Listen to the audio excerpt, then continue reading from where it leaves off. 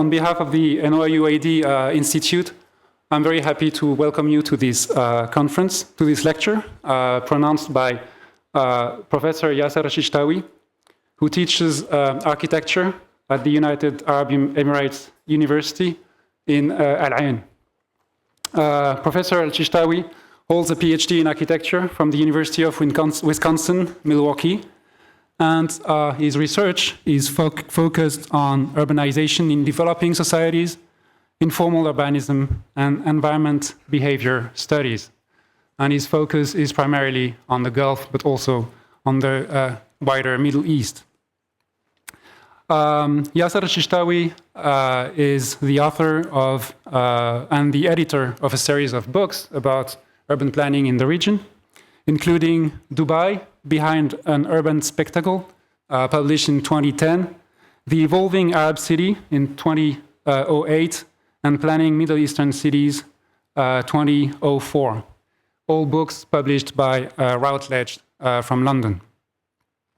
And Yasser is working currently on an upcoming publication about architecture in post-revolutionary Egypt, meaning the first, the first revolution, the 1952 revolution, and so it's a project about architecture during the Nasser era. Well, there is a lot I could say about Yasser, including I could mention our walks, and I guess one of the best ways to get to know Yasser and his intellectual generosity is actually to walk around with him. I've been walking, alhamdulillah, with him in Abu Dhabi and in New York, and we had tremendous conversations in both places. So he's a great walker, he's a great professor, and he's also a consultant for architectural projects. He's still consulting with, for instance, Shigeru Ban Architects, a practice that is established in Tokyo, and he collaborated with them in the competition for the Sheikh Zayed Museum on Saadiyat Island, as well as most recently for the Sheikh Zayed Memorial. So please join me in welcoming Professor Yasser Elsheshtawy. Masā al-khair, good evening. Thank you, Pascal, for this lovely introduction, and thank you all for coming to this talk. Some of you may recognize the title from my talk, which is, of course, that of a very well-known children's book by Shel Silverstein. And I know this book very well, since I used to read to my daughter not so many years ago, almost every night from this book. And the title is really evocative. It is meant to be read as a metaphor, suggesting that beyond the ordinary, there is a whole different world filled with wonder, surprise, the unexpected, the weird, the quirky, and so on. And much of that has actually shaped my research, my writings, and also in the way I've looked at cities, and particularly Dubai. And there is, of course, also a literal quality to this, as you will hopefully see in my talk today. The street and the sidewalk are utilitarian spaces.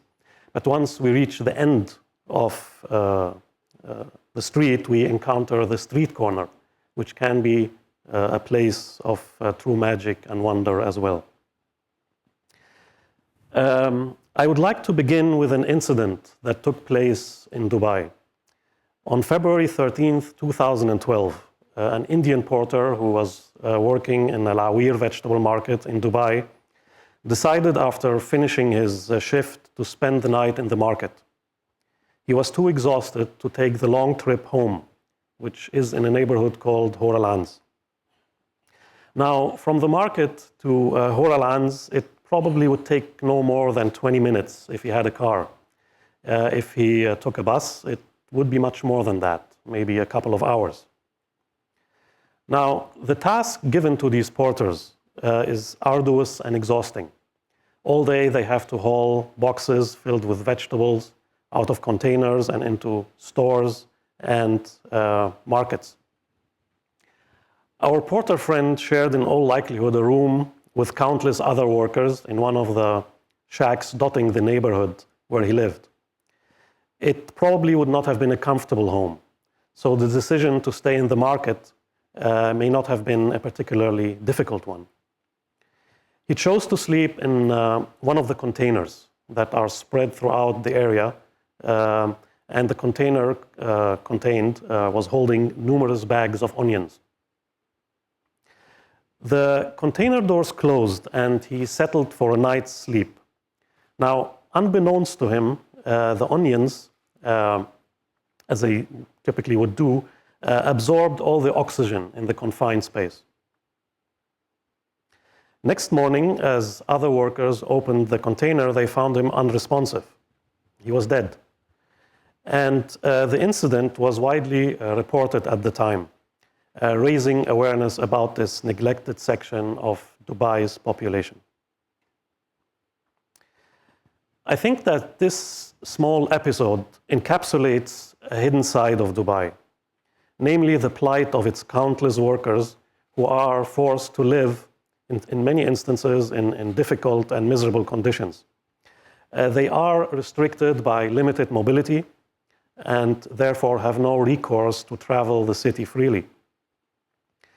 While our Indian friend may not typify the stereotypical image of the abused worker, he nevertheless suffered due to a city planned to cater to the highly mobile.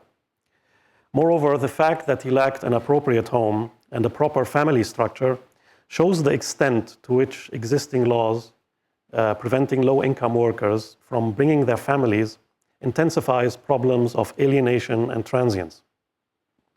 In many ways, this event shows how a city so proud of its achievements, architectural and otherwise, has, in some cases, turned its back to its most vulnerable residents, those who have contributed to its growth and without whom none of its iconic structures and development projects would have ever seen the light of day. The story also highlights a couple of interesting things related to the city's urban form, segregation patterns and mobility. Its urban form seems to promote social exclusion along ethnic and socio-economic lines. Additionally, given the city's ethnic makeup, a process which anthropologist Neha Vora has described as self-segregation, intensifies these divisions further by relegating various groups into isolated enclaves. And this has also been identified by another well-known anthropologist, Sulaiman Khalaf, as one of the main characteristics of the Gulf Arab or Khaliji Arab city. Limited mobility for the low-income populace, in spite of the introduction of Dubai Metro, aggravates this problem further by restricting their range of movement across the city. Another dimension to this problem is related to the absence of any meaningful public space. Sidewalks are strictly functional for use in retail activities and movement. Gathering spaces are rare, to the extent of being almost non-existent. Yet somehow, within this dire picture, city inhabitants have taken matters into their own hand and transformed leftover spaces, sidewalks, street corners, and parking lots into something else. So I will, in my talk today, discuss these transformative processes as they occur in Dubai, which has been the subject of my research within the last few years. And specifically, I'll be talking about one street in a low-income neighborhood of Hor Al Anz to see the extent to which this is expressed in a city displaying such a high degree of control. The choice of this particular space is based on extensive field research, which I have done in the fall and spring of 2011, 2012, where I have, with the help of student assistants, mapped the city's informal sites. Hor Al Anz emerged as one particularly interesting case, given its relative old age vis-à-vis Dubai, its transformation from a neighborhood which was dedicated to Emiratis in the 1980s to one that is dominated by a low-income South Asian population. And more importantly, the heavy level of street use, which I have observed during preliminary site visits. The sidewalks of Hor Al Anz and where they end offer an opportunity to explore issues related to migration, informal urbanism, and ethnic identity.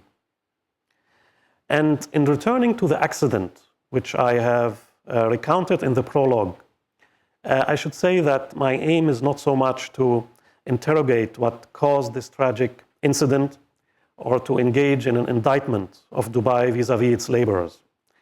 That's not really my expertise, but to use it as a starting point to enter into this insulated community. I will try to piece together a picture of Hor Al Anz, highlighting its positive aspects as well as its negatives. And through this portrayal, offer a more sort of nuanced and richer depiction of the lives of these migrant workers. And I hope that this will lead to a more empathetic understanding so that such events as the tragic death of an Indian porter in an onion container could be avoided in the future. And before I talk about my case, I would like to turn for a very brief moment to my theoretical background. And just a caveat, as you have noticed, I'm relying quite a bit on photographs. And I'm using these as a narrative device to illustrate specific points that I'm making, and also as a research tool, as you will see.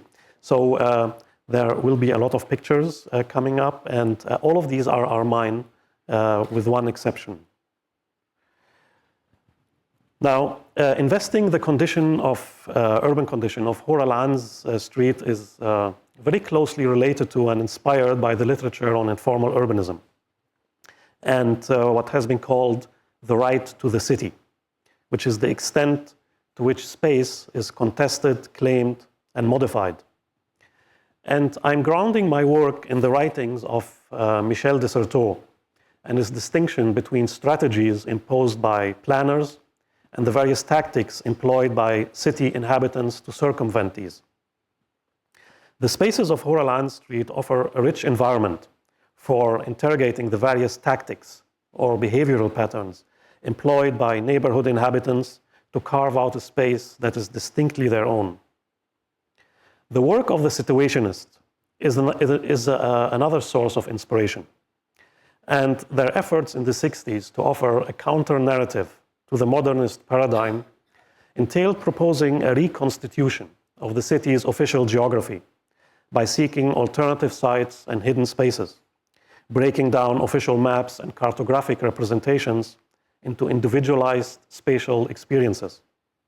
This does, I think, in many ways echo my own work on Dubai, where I've been trying to unearth its hidden sites. Such critiques of the modern city continue to influence urban theory, and there really is quite a large literature on the subject, and we can go as far back as Jane Jacobs' work in the 60s, Richard Sennett, Sharon Zukin, Margaret Crawford, Quentin Stevens, and many, many others.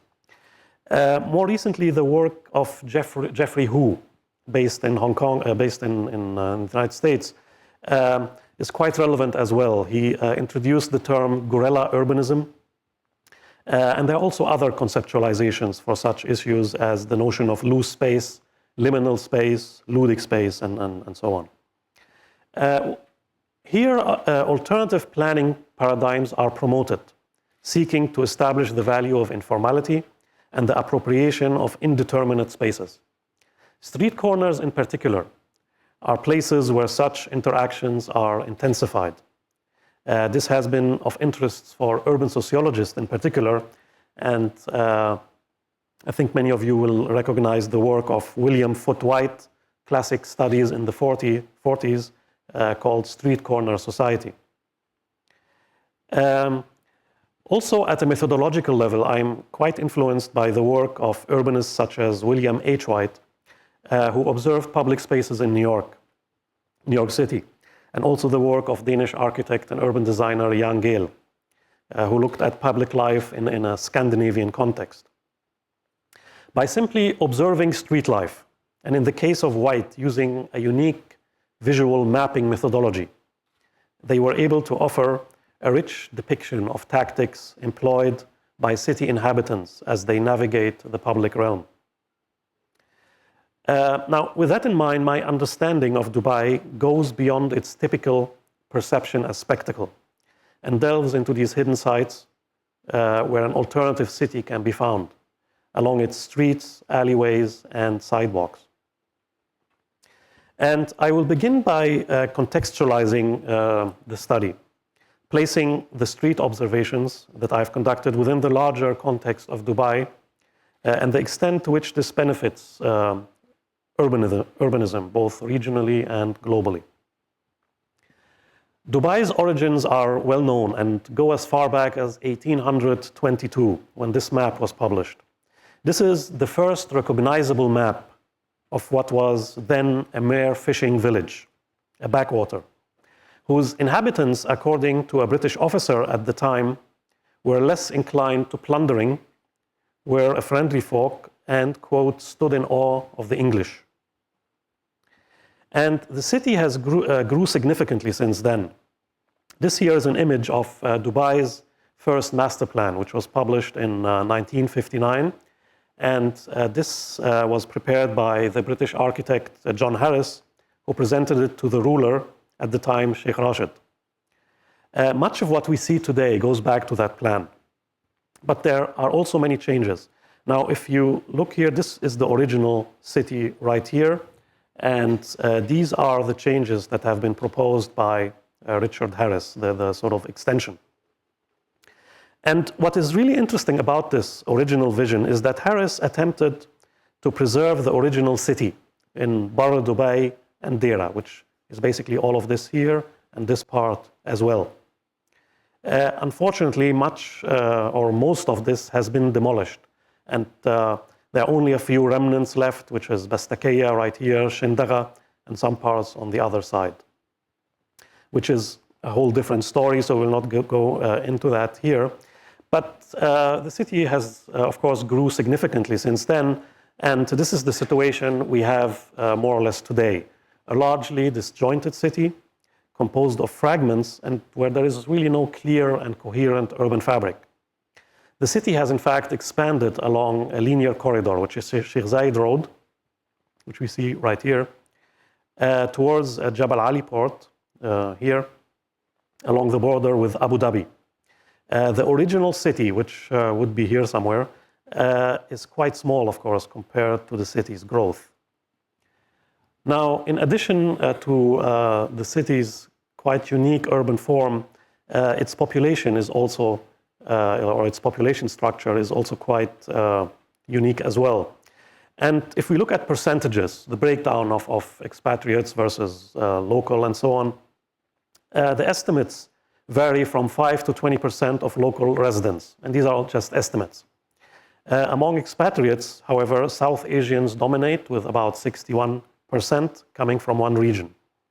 Obviously, this is a very skewed structure, and it is made more tenuous by the temporary arrangement for many of these residents. Many people stay only for a few years and then leave. One of the main factors impacting social stability is having a family structure and a support network. However, the UAE's migration laws effectively bar a large segment from having such a support. And at the minimum, as far as I know, a minimum salary of 10,000 dirhams a month is needed for an employee to bring his family to the UAE. And there might be exception to that, but that's the number I found. And considering that the vast majority of workers earn much less than this, the impact is quite considerable. And of course, this policy has resulted in a population imbalance tipped towards male residents, who are invariably described as bachelors. And their dominance is not so much felt in the high-income areas of Jumeirah or New Dubai, but it becomes quite clear if we move into the city's lower-income districts, such as Hor Al Anz, for example. And the situation becomes even more tenuous if we consider the sponsorship system requiring employees to be sponsored by individuals or corporations. Housing is provided by the sponsor for low-cost construction workers as well as professionals. However, there's a large segment in the middle, such as mid-level professionals, service workers, and so on, who have to secure their own housing, leading, for instance, to multiple workers occupying houses in various areas throughout the city. Now, this population structure has led to a unique urban setting, a city of transient residents living in hidden neighborhoods, whose alleyways reveal a different dynamic than the rest of the city. Walking through these alleyways opens up different vistas and surprise encounters. One may find outdoor seating arrangements, empty during the day, but lively places of exchange in the evening. The exclusive city of Dubai is far removed from these sites. Now, from the preceding, it's, I think, obvious that I'm trying to go beyond the city as spectacle and to present, shall we say, a more humane face. And in order to do this, I've been researching these sites since 2004 with the overall objective of mapping and documentation. And I will now very briefly talk about some of the work I've done in the past and then present what I'm working on right now. And let me begin with this map. As noted, I'm interested in mapping the gathering sites for the city's migrants, as well as identifying signs of resistance to the hegemonic quality of the built environment, which in many instances does not encourage the formation of such spaces. Through a process of ethnographic reading, I've attempted to develop a taxonomy of these sites, constituting the city's little spaces. These informal public places are located in proximity to the city center, the original city. And here is a close-up view of the previous map. And here I have identified the sites that I have studied so far. And some of you who are familiar with Dubai would recognize some of these names: Satwa, Karama, Jafleya, Ghibeba, Sabha, and so on. And you notice that part in red here. This is the district of Hor Al Anz. And of course, here is the creek, Al Khor, and the Gulf is right here. And let me just talk a little bit about what I observed in these sites. In my research, I employed a methodology of participant observation, which entailed observation of activities, taking field notes, interviews with informants, and photography. A sort of immersion within the setting, which is very much related to ethnographic practices. These sites have major bus stops, which draw on people from all over the city, which contributes to the crowded feeling that you can observe there, particularly on weekends. And these bus stops are typically surrounded by commercial establishments catering to the constantly moving transient users. And in close proximity to these bus stops are zones which act as kind of a hangout for people passing by. And people simply stand, talk, watch others. And by talking to some of the inhabitants of these sites, they were telling me that people come to these settings on a regular basis to interact with others and also to meet friends, and also to receive news from back home if somebody had just arrived from their home country. So it serves as an important communication function. And one of the interesting things about these sites is the utilization of leftover spaces and sidewalks, as can be seen here, for example, next to the Ghibeba bus stop. And close by is another major gathering area, which serves as a meeting point, both for residents as well as visitors who come from other emirates and labor camps. People gather in groups along the edges of space, which is quite typical of any sort of group gathering and in a public setting. Many simply stand and watch others, while there's a constant stream of pedestrians walking by. Street corners become sites of impromptu activities.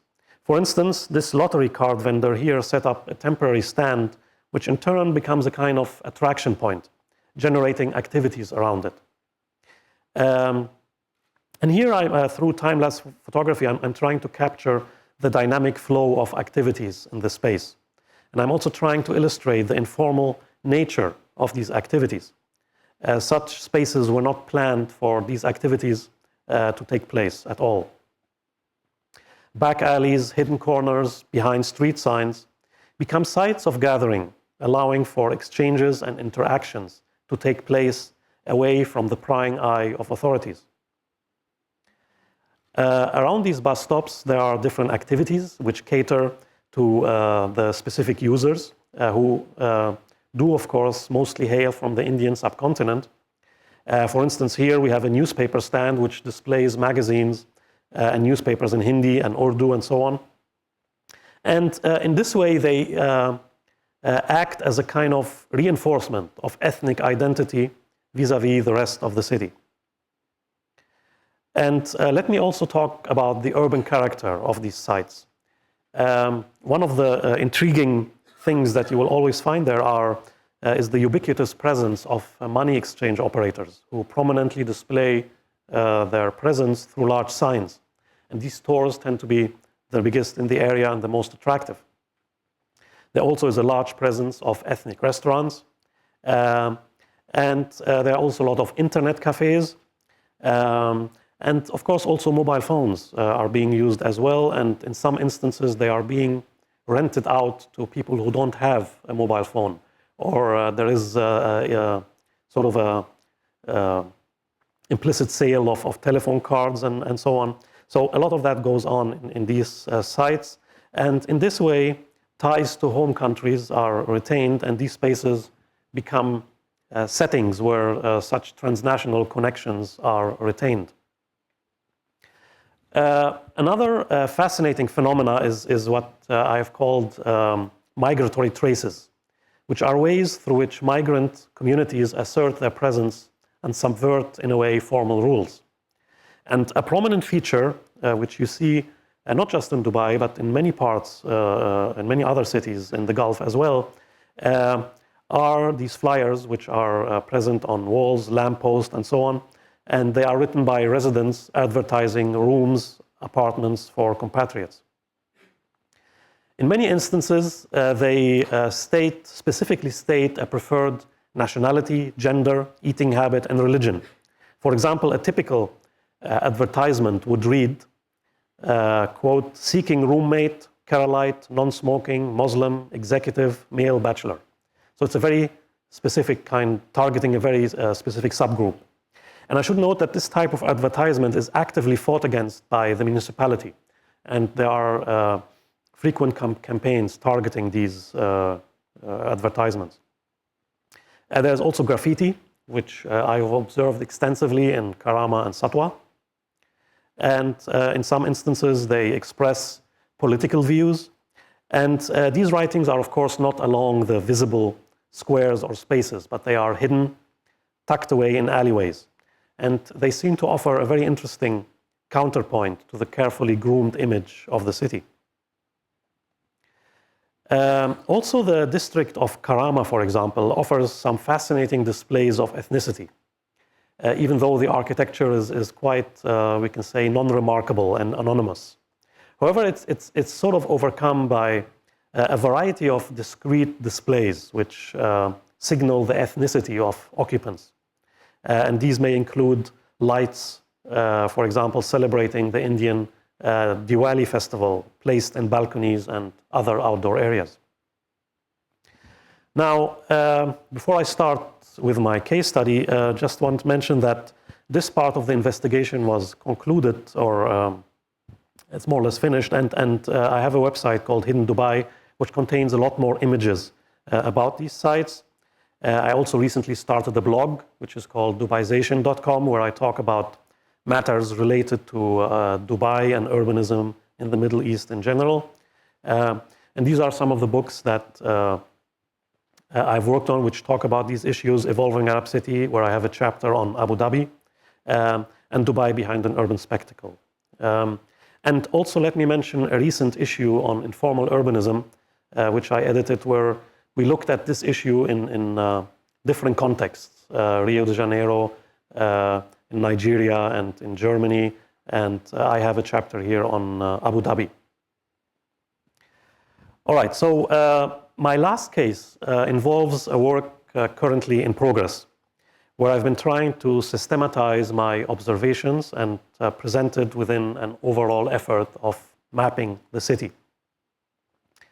And this is a 3-year investigation carried out through a fund which I obtained from United Arab Emirates University, and through that I was able to set up an urban research lab. And I decided to start with Hor Al Anz for a variety of reasons, but mainly because of its high concentration of low-income users from the Indian subcontinent. There's a very high level of street usage in its main commercial street. And also, I think, because it is quite an important component of the city's urban growth. We are also experimenting in this study with different technologies and different methodologies, which involved GIS systems, high-resolution photography, video capture. And basically what we're trying to do is to, through this meticulous survey of the neighborhood's physical characteristics, to study its land use and morphology and the extent to which the activities that we are observing are supported or are blocked by the built environment. And I should also mention that I'm using the help of student assistants in this study, and they are all residents from Dubai. Now, Hor Al Anz was originally planned as a neighborhood in the 70s for locals who have since moved out. And it is now dominated by inhabitants from South Asia. And this is the 1959 master plan, which I've shown just a while ago, and this is a close-up view. Hor Al Anz would have been right here. So at that time, it was nothing more than a patch of sand. Following a policy of constructing housing for nationals, the district was planned with identical one-story buildings. Some of those still remain, while others have been torn to make way for multi-story apartment blocks. And at the moment, the district is divided into 2 parts. There is an eastern part and the western part. This is the western part right here. This is considered to be deteriorating. Its inhabitants are mostly low-income workers from Pakistan, Bangladesh, and India. And it has a population of about 60,000 people within a relatively small size area, making it one of the most densely populated districts in Dubai. The streets are arranged on a grid system and are relatively well maintained, with the exception of back alleys. Here is a figure ground analysis of Hor Al Anz, and it shows the main street artery, which is basically the main center or the main area of the study. And I've also marked the main corners. Now, this is the street that we're focusing on, and it's called Hor Al Anz Street. It's a major commercial thoroughfare running through the length of the neighborhood and is considered a main focal point for residents in the area. And the street contains various outlets, such as restaurants, grocery stores, electrical appliance maintenance, and so on. So we started with what we call behavioral mapping, where we basically map activities across representative timeframes. And the data was captured by a walkthrough method done with the help of my student assistants. And basically, they would walk through the street, and we had marked specific timeframes throughout the day on 2 days, Friday and Saturday. And they would walk with a kind of a map like this one, and would record on that map stationary activities, any activity that would take more than a minute. So they would record these and also include information related to ethnicity, age, gender, and so on. And we then took this data and placed it in a GIS program. The location of people were plotted, and also these different attributes that we identified would be included as well. So that's kind of one aspect of that study. Now let me turn very briefly to discuss some of the findings. And we are still in the process of sort of sorting these things out and these numbers out. But for instance here, this shows the kind of things that were going on a Saturday, typical Saturday. And I'm not going to go through all of these numbers here, but basically these are the total number of activities that we observed on a typical Saturday, starting at 9 a.m. up until 10 p.m. This is the distribution of ethnic users, so 95% South Asian, no surprise there, 1% I think Iranian, and then 4% surprisingly locals. And here are the different types of activities, standing, sitting, and so on, and whether it is single or group. And here are charts that show the distribution of activities along the street based on different the different times that we looked at. And here is a chart that shows the diurnal rhythm, how the activities are distributed throughout the day. So typically it starts out being heavily used in the morning, it dips around noon, then it increases till evening time, and then it sort of tapers off. Here is another map that shows all of these activities, all of these points, these stationary activities combined for a whole day. Now, in this chart, we see that there are a distribution of activities throughout the street. We notice that street corners tend to have sort of a higher concentration of activities. So we ran an analysis using the GIS program, something called kernel density map, which measures density of activities across space. So this analysis shows that stationary activities throughout Saturday, for example, are basically concentrated around two spots, this corner right here and this corner right there. So we went back and we tried to identify what makes these two corners particularly attractive. And there are a variety of reasons, but this one here, for example, there is a large tree here. So not surprisingly, people would sit there during the day because it provides shade. In other instances, in this corner right here, there's a pharmacy which closes at night, but the air conditioning remains open, or is sort of still functioning. And we did these observations in April and May, which is quite warm. So people would just sit by the pharmacy to take advantage of the cool air seeping under the door. And there are other reasons related to land use. There's a mosque nearby and so on.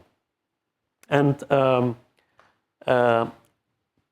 we then began to look at specific corners and try to identify what goes on in them, going back to the maps. And this is just one example of one intersection, a street corner, showing again throughout an entire day from 10 a.m. to 9 p.m. on Saturday, where people congregate, and we were trying to find ways to, or using that to identify specific features within the built environment that would make these places attractive. Now, to further understand what takes place in these corners, we used a number of different techniques, and one of them is time-lapse video.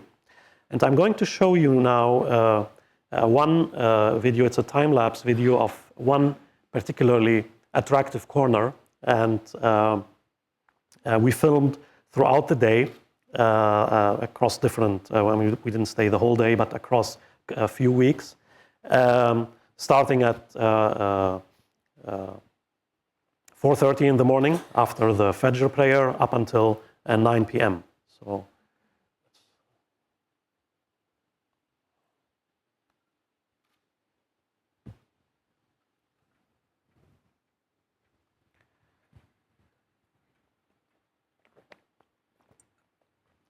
So this is very early in the morning, 5 a.m. People have just left the prayer and are moving around. And this is like, again, 5:30 a.m., the activities continue.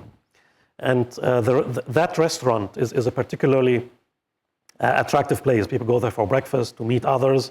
And as you will see, as the day progresses, it becomes really sort of, it acts as a magnet, attracting more and more people.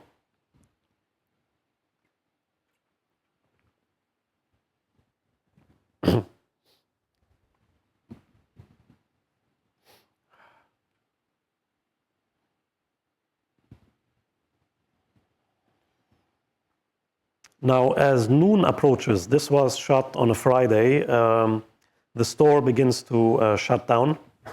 Yeah, here I'm trying to sort of conduct analysis of sorts of what is going on.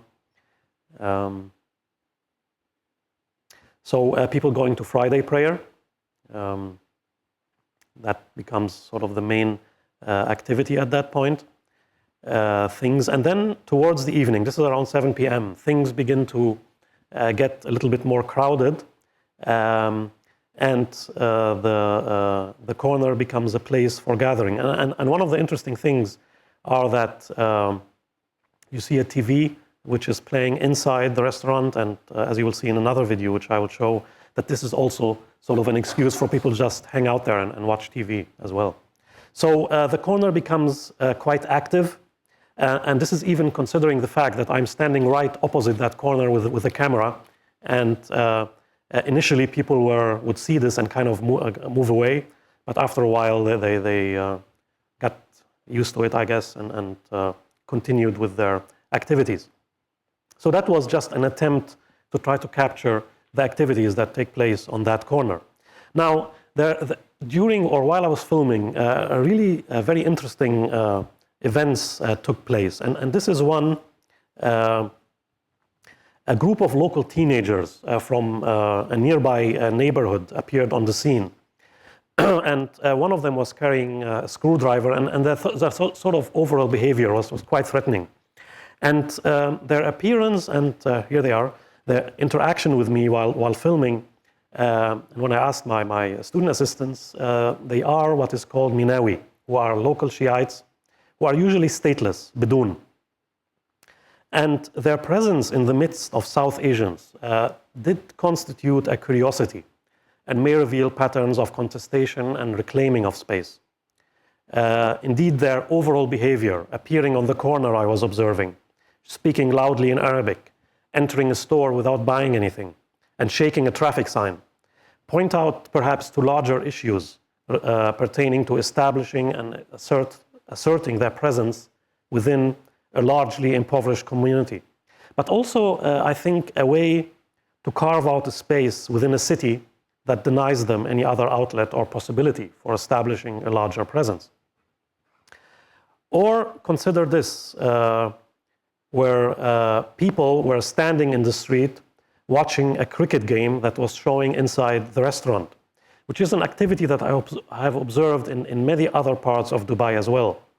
And it does contribute to the vitality of the corner and transforms it into a social node of sorts. Now, another interesting encounter happened while I was filming. You notice this person here, who was sitting more or less alongside the entire time I was shooting the video for like more than, I don't know, a couple hours. So we were sitting there observing me very carefully. After he had been sitting there for quite some time, interacting with passers-by, entering the store to buy a drink, stepping out again, all the while keeping an eye on me. So after a while, he decided to come up to me, to where I was standing, and began to inquire about what I was doing. And this led to a very interesting conversation, in spite of the fact that he hardly spoke any English. And from what I could understand is that he has been living in the area for more than 15 years. And he took it upon himself to query me about my presence and why I'm filming the neighborhood. He also expressed great satisfaction and pride in that about the dominance of Pakistanis. However, this is not universally shared. In conversation with Iranian shop owners, for example, a clear hostility was expressed towards what they put it an Indian invasion. This is meant to be derogatory, of course, since it conflates all South Asians into one ethnic group. And this street elder, once he came up to me, he also pointed out the significance of this restaurant and that it is a kind of center for all of Dubai. And he said a lot of other things, but unfortunately I couldn't really understand most of it. So, all right, so let me turn to the conclusion and the larger meaning behind all of this. The corner emerged as a microcosm for the district, and as Italo Calvino so perfectly captures in this quote, this is where one can read the story of a city. Corners become places of encounter and mingling. And in spite of the neighborhood's provisional architecture, are sites that promote a rich and diverse urban culture. Corners express the nature of the city as a meeting place, and they become a place of superposition and conflict. Moreover, the proliferations of vibrant corners bring a city into existence.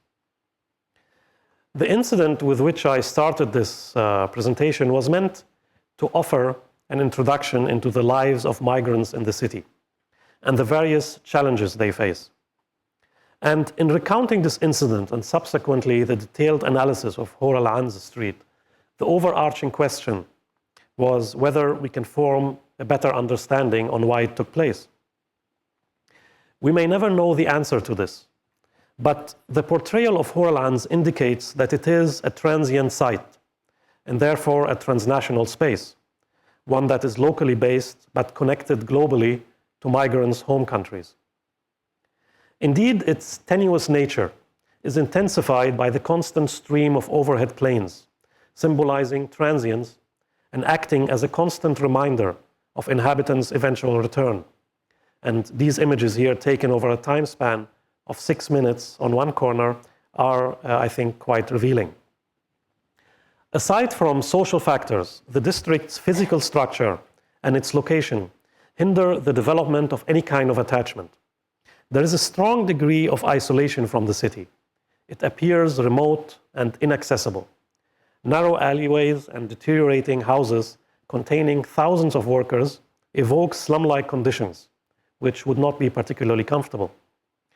High levels of crime and the stigma of illegality, highlighted by the constant presence of police patrol cars as well as informants, all add up to a place that one would like to leave, or at the very least, would not be particularly keen on returning to after long hours of work. Now, these are the negatives, and they are, I'll admit, speculative in nature and need much further work. However, my investigation also revealed a positive side, one that shows the resilience of migrant workers in the face of limiting conditions. They have been able to carve out a space that they call their own, however precarious and fragile that might be. And this detailed empirical inquiry was necessary to support this contention because it unearthed what would otherwise have been anecdotal observations. And it further facilitated a deeper understanding of the interactions that take place in the district's streets and corners. The corner in particular proved to be a microcosm of the neighborhood. Observing and mapping interactions revealed another world filled with nuanced and complex interactions. However, only a partial story was recounted here. In going a bit further from the corner, we see a group of residents, for example, talking to their families in faraway places. It does highlight their precarious existence, and I think a strong sense of temporality is palpable here. This temporality, in spite of the street's vibrancy, ultimately makes it a lonely place. There is a sense of anomie and alienation due to the absence of a strong community sustained through established social networks. And this perhaps may explain the porter's fatal decision. By relying on the tools of environment behavior research and framing this study through the perspective of an architect and an urbanist, the physicality of the setting was portrayed in a way. There is a need, though, for a deeper understanding of socio-cultural processes. Indeed, and ethnography would be revealing, enabling us to enter into the hidden world of Hor Al Anz residents observing the places where they live. And I think that this is ultimately the value of such studies. It moves us beyond the city as spectacle. While displays of informality are quite different from what we see in the rest of the world, the key issues here are empathy and appreciating diversity. We cannot simply wish those at the lower end of society away or pretend that they do not exist, nor can we relegate them to the fringes, in the process marginalizing them and excluding them from the rest of society. By entering into such sites and highlighting the extent to which they are inhabited by folks that are just like any of us, I hope to suggest an alternative development paradigm. One that does not rely exclusively on mega projects, and there is certainly room for that, but one that celebrates as well and embraces the everyday, the ordinary and the small. We cannot discount in this image here the pride that some feel from being in the city and contributing to its spectacular growth, like this worker who proudly wears the word Dubai on his shirt, or these workers who are resting from a hard day's work. Such images show that Dubai is not an artificial city, but one that is full of humanity and charm. And it is a far cry from its caricatured portrayal in the media, whether it is Western or Arab, which simply dismiss the city as an aberration on the global map of significant cities. There is a much more nuanced picture out there, and these are obvious issues that are still waiting to be explored further. In the alleyways and sidewalks of Dubai, and where they end, in the nooks and crannies of its markets, which have slipped away from the gaze of officials, and in the faces of its numerous workers, are countless and numerous tales that are yet waiting to be told. Thank you very much.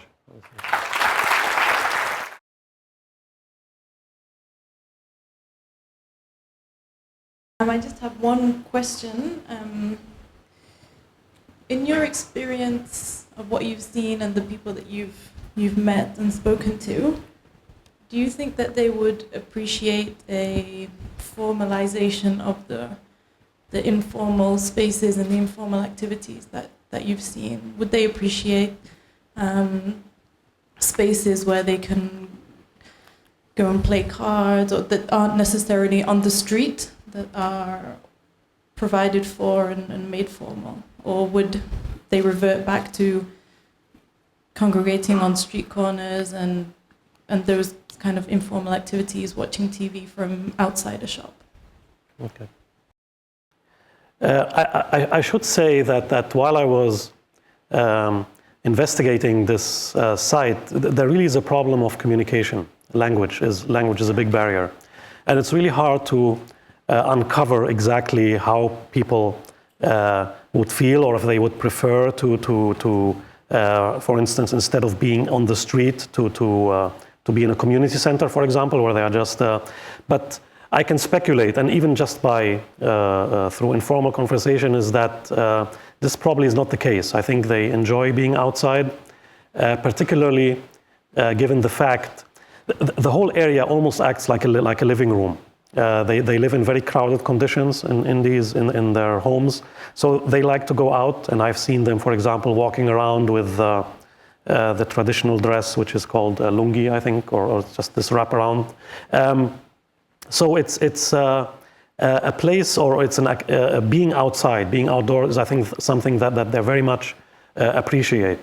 And to answer that perhaps in more specific terms, in other parts of Dubai, and I'm thinking about neighborhoods. For instance, there is a neighborhood which has very similar characteristics to this one, called Sha'biyat al-Shurta, which I have also looked at recently. And there we actually went in. I was with a journalist, and we began talking to people who live there, and they were under threat of being removed from the area. They were going to move them into new neighborhoods, and they kept telling us how much they enjoy being there, and they appreciate the fact that their children can play outside very safely, and they sort of have their own world in there. your discussion is sort of centered around traditionally public places, like the street. There's the activity of watching other people, there's graffiti and advertisements. But on the other hand, there's sort of an element where the informal sort of makes all of these activities private. They're conducted away from the authorities. They're sort of making the street a space to call their own. It's sort of an inner life of the street. So what I'm wondering is what the relevant sense in which the street is public, and whether it sort of conforms to our traditional notion of a public street, or whether this is sort of just a more a place that has an unorganized multitude that is sort of unseen, and that isn't a public in the sort of relevant, weighty sense that we might think about the street being a place for a public to sort of exist. I suppose you can make the argument that the space, the way it is constructed now, or the way it is appropriated now, makes it less public in the sense that it is or would be accessible to anybody. And actually, and I've encountered this many times when I would go to these places. People would tell me, "Why would you go there? Are you crazy? It's probably dangerous if you stay there late at night, and you know you're going to start interacting with all sorts of weird characters." And there is this sort of misconception about these spaces, and that they are only for a certain group. So I would guess that, or I would say that by having like studies like these and just highlighting the fact that these are spaces that are quite harmless, that it would be open and accessible and would encourage other people to come there as well, and that it would then acquire or become more public in a sense. Let me also say that it is not just used by South Asians, but I wasn't able to show that here, but there is one particular part of the street, a corner, which is occupied by elderly Emiratis who sit there from early in the morning up until late at night. And this was kind of a discovery while we were doing this study. They are former residents from the area, and they like to come back and just sit there instead of going to a shopping mall or anything like that. So I think that there are, in a way, that it certainly is more public than a private or a privately managed public space like a shopping mall. So I think there is some value in that.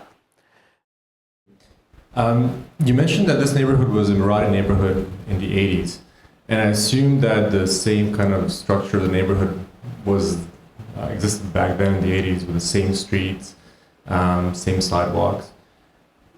Was the neighborhood functioning similarly back then? Because from my point of view, it'd be really interesting to see whether Emiratis use the public space similarly, and to find the reasons why they moved into neighborhoods now that definitely function completely differently with, let's say, less public life and less engaged streetscape. The short answer is I have no idea. I really don't know.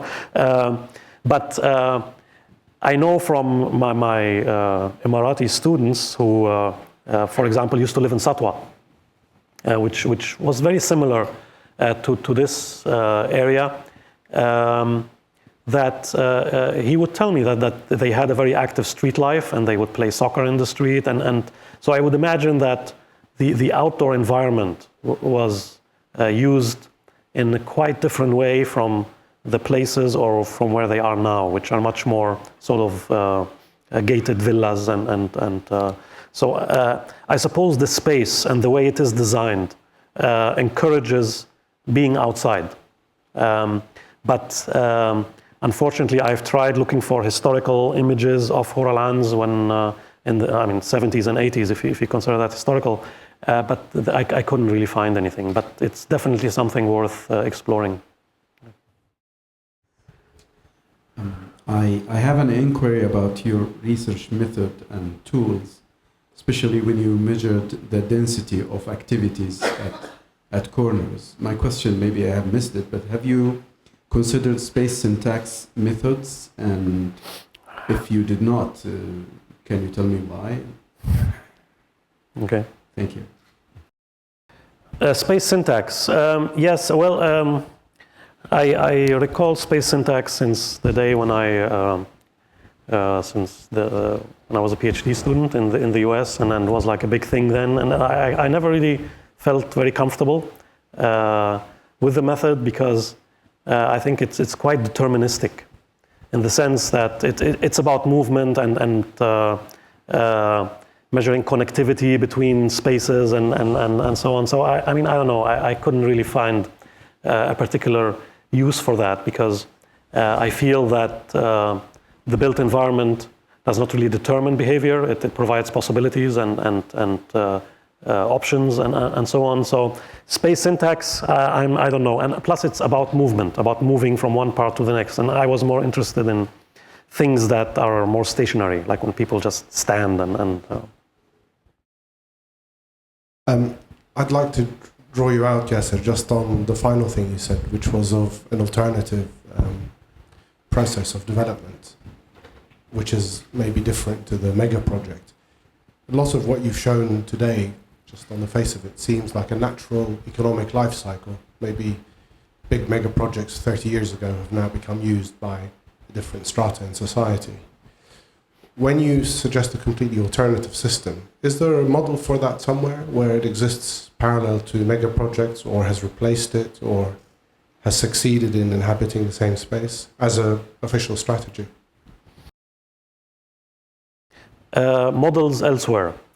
I guess it's really hard to say because the general trend, when you look at urbanism in general, that there is a worldwide, I think, a tendency towards what has been called neoliberal urban development, which are geared towards exclusive development, about excluding low income and so on. So it's a worldwide phenomenon. It's not something that is happening only in Dubai or in the Gulf.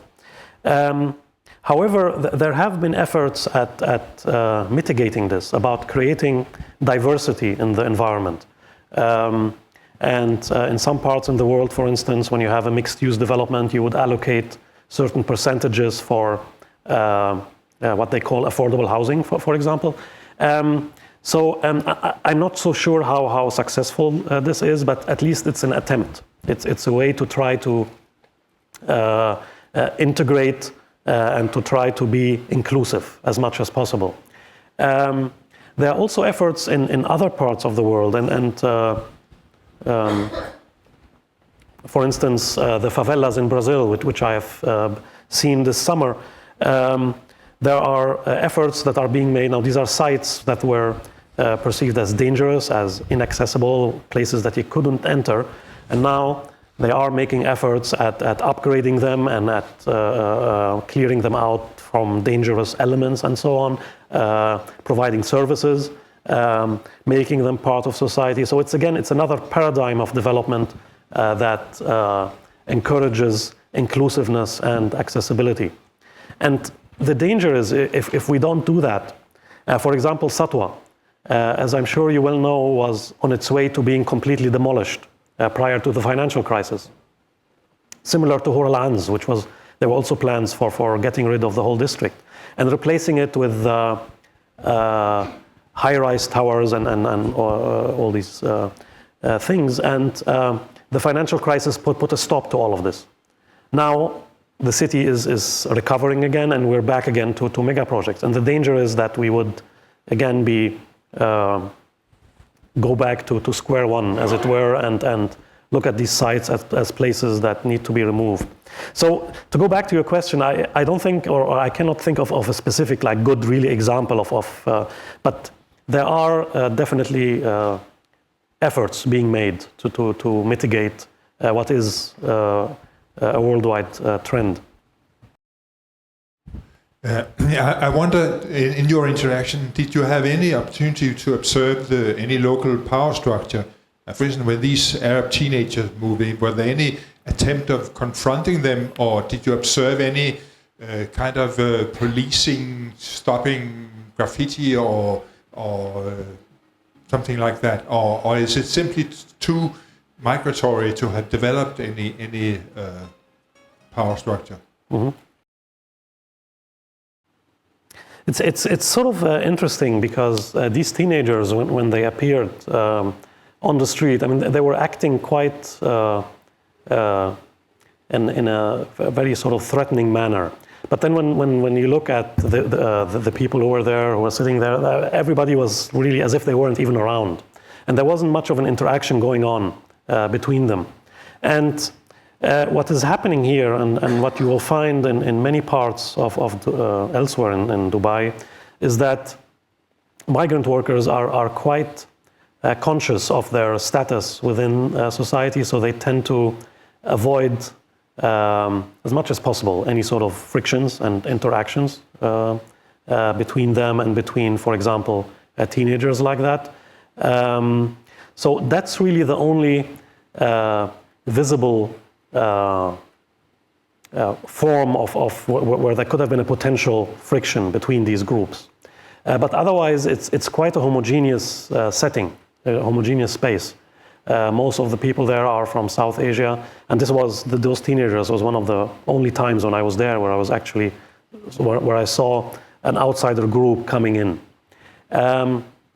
So no, you don't really observe that, or I haven't observed it in a explicit way. Have you thought about doing a similar study in the what you call the Okay, yeah, hi.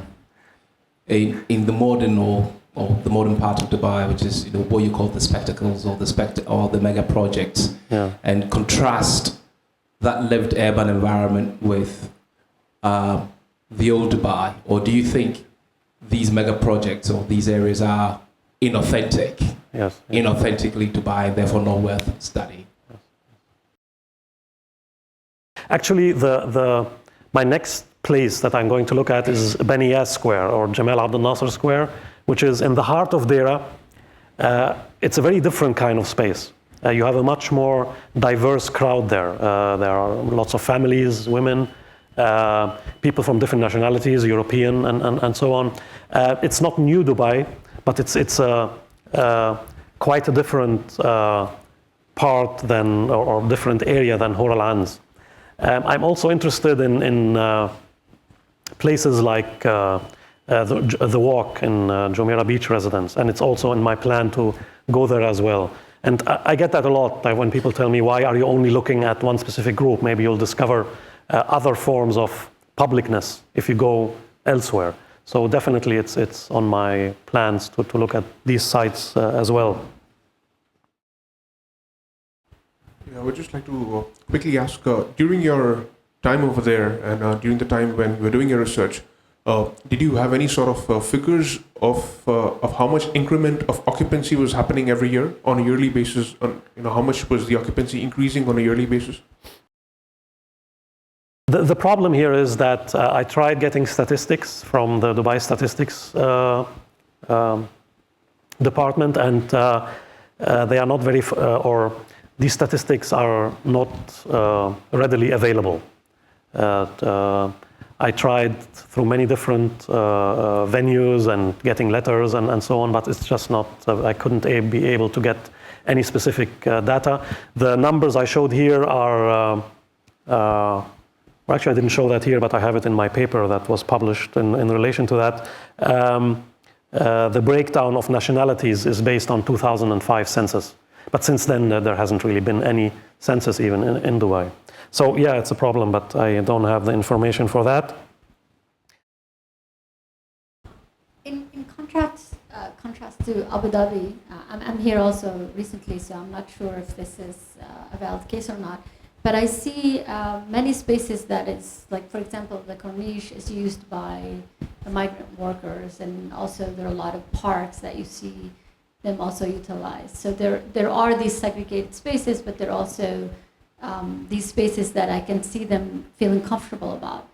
Is there such spaces in Dubai, so that also the migrant workers will feel comfortable being in these public spaces that is basically made for, part of Dubai's spectacles as well? My second question is, I was curious about the statistics when you had it in the beginning, and it wasn't a category for Iranians, and I know that there is a percentage of Iranians there. So why wasn't it included there? Well, in many ways, nobody's really excluded explicitly from going. For instance, one of the most vibrant places in Dubai right now is the Walk in Jumeirah Beach Residence. You go on any weekend, it's filled with people. And if you were from a low-income area, I mean, you could go there. Nobody will stop you. But they are they are difficult to access. Mobility plays a role in that. So just to give a short answer, I haven't really encountered a true center that includes everybody except perhaps Beniyas Square, which is the place that I'm going to look at now, which was a surprise to me. I was there just last week for preliminary review of the area, and unlike from what I know from before, it has become such a vibrant place, particularly because you also have the metro station there, so a lot of people come in and out. So that might be one potential area that would be similar to that. And then you had a question about Iranians. What was the question again? I couldn't. The percentage, I wanted to know the percentage of Iranians in Dubai, because for some reason I think that there were... Oh, the ethnic breakdown. Right. Okay, again, this is from 2000 and... I don't have the exact, it's 2004 perhaps, or 2005 census. I need to go back to that, but yes, there are. It's probably included with other nationalities, but I don't have the exact number. Yeah, all right. Well, a light dinner is being served outside, so you're welcome to hang out and continue the conversation in the lobby. You're welcome also to join us tomorrow for a whole day of conference. This lecture was part of a wider conference about boom cities, urban development in the Arabian Peninsula. It's at NYU Abu Dhabi, and you're welcome to join us from 10 o'clock in the morning to 4 o'clock in the afternoon. Thank you very much. Thank you.